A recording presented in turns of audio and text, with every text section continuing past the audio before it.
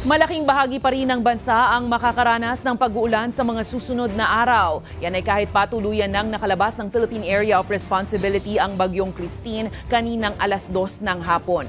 Paliwanag ng Pag-asa, malaki kasi ang rain bands ng bagyong Christine, dahilan kung bakit nasa signal number 1 pa din ang malaking bahagi ng Northern Luzon, Central Luzon at ilang bahagi ng Southern Tagalog region.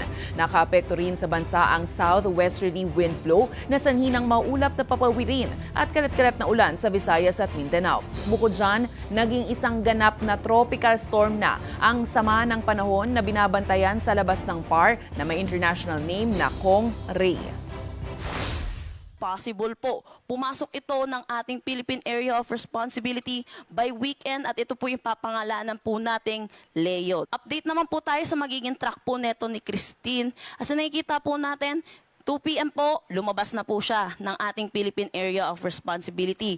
At ito po, magkakaroon mo tayo ng looping scenario dito po sa may West Philippine Sea. Kaya nakikita din po natin, hindi rin po natin inaalis ang posibilidad na ito'y pumasok po muli ng ating Philippine Area of Responsibility.